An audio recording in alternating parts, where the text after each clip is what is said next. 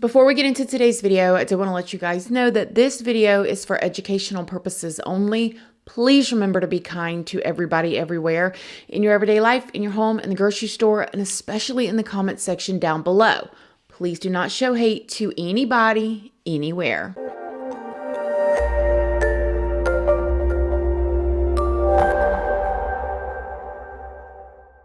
Good morning, my lovelies, my beauties, my friends. My name is Christina and welcome to my channel.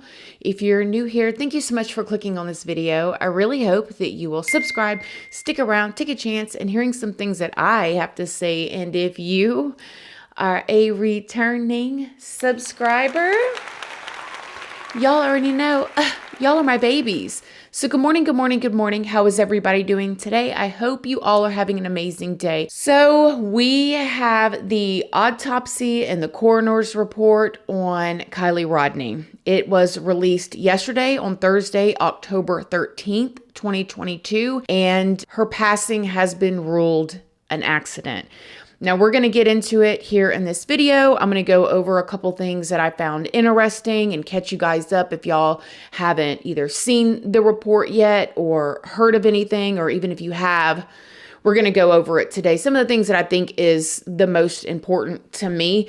And then at the end, I'm going to tell you guys really how I feel and some of the questions that I still have and all that good jazz. Before we get into it though, I did want to let you guys know, if you don't already know, hi, my name is Christina. I do have a second channel, which is Casually Christina. I also have a Patreon. My Patreon is for 18 and up.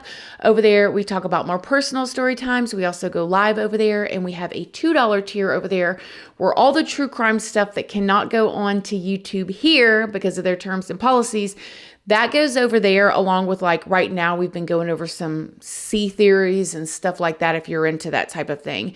And I also have an Instagram as well as a Facebook and a Snapchat. And those are always linked down in the description box if you'd like to come and check me out. I don't know why I feel sad about this, because I actually had a gut feeling, and I feel like I've known for a while now that this was going to be ruled an accident, no matter what, whether it was an accident or not. I just knew that that's what was going to come out. And so now that it did happen, I don't know why it still kind of makes me feel sad. I mean, obviously I didn't know Kiely, I don't know her family, but I'm just telling you guys, like, my reaction. And then going through the report, I still have more questions than answers. Now, I want to say before we get into this that according to the professionals, it was an accident. I'm not a professional. I am far from it. I am just chatting with you guys.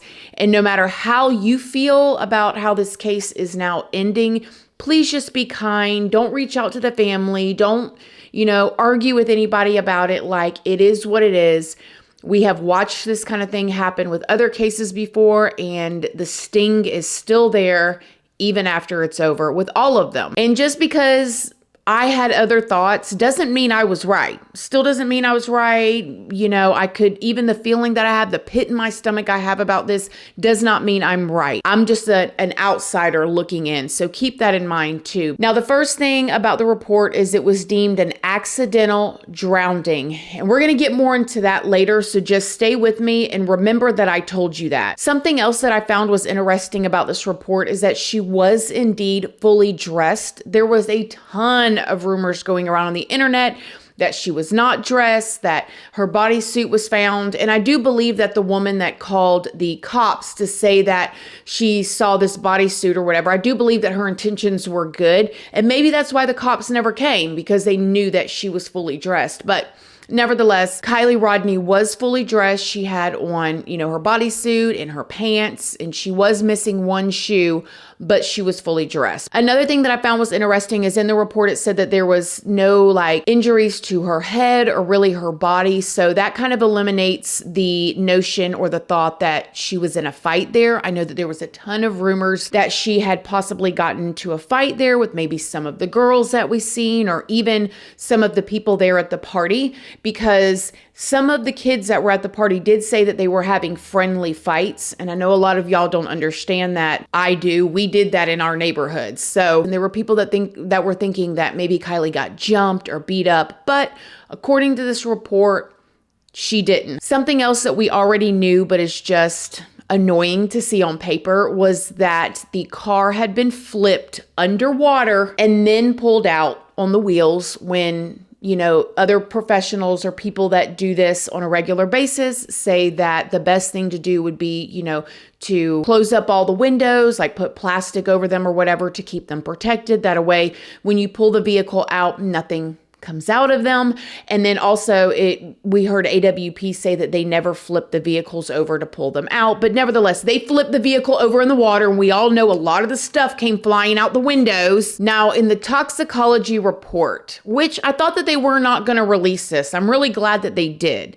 And I do wonder why this was all released, because there was a lot of chatter about the family not wanting it released and Kiely being a minor, or maybe it was just released regardless and they don't have a choice. I don't know. Y'all let me know down below why y'all think it was released. But the toxicology report showed that she was positive for nicotine, caffeine, and Delta-9 THC, which is basically weed, marijuana. In addition, tissue samples showed that she had ethanol in her system, which can be translated to alcohol. Now, the number that they showed in the toxicology report could translate to a blood alcohol level of a 0.08 or 0.088 or something like that.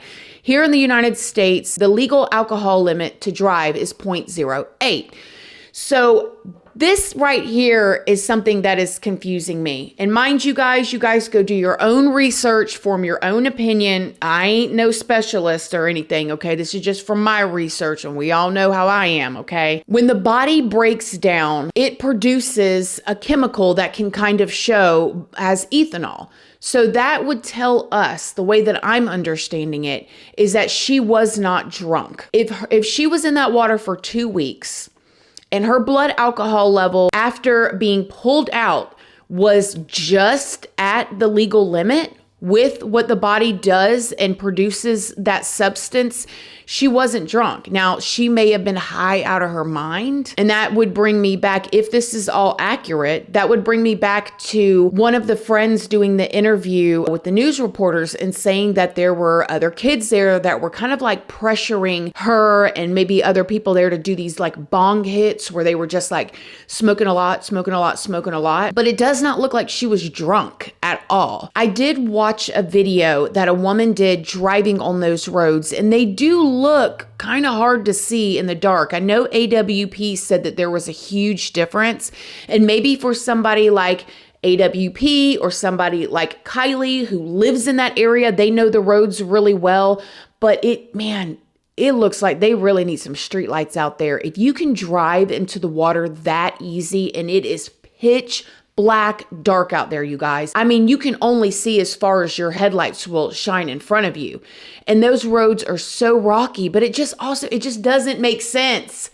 All right, let's get through this, and so I can tell y'all my opinion. Spoiler alert. Now, when it came to the lungs, and this is the part that has me and a lot of people confused, one of the parts. It does not say that she had water in the lungs, but this has been ruled an accidental drowning. Now, I did read something online that says if they can't come up with any other conclusion, then they just go, then that makes the most sense.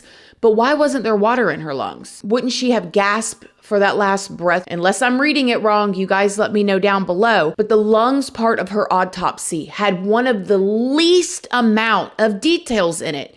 And you would think that would be something that we would really be looking at if she drowned. So it's so weird. The autopsy also showed that she was not pregnant. Now, that was also a rumor that was going around online. She was not pregnant. She was actually on her menstrual when she passed. And the way that I'm reading it too, she actually had a birth control item. So she definitely was not pregnant. Now, getting into some of the questions that I have, and if y'all think that I left anything out that was super important to talk about, let me know down below. But let me get into some of these questions. If she was not drunk, why did all these people say she was drunk? Specifically Sammy. Okay, Sammy, who said the reason why she left her friend was because she was too drunk to drive, and so she got a ride.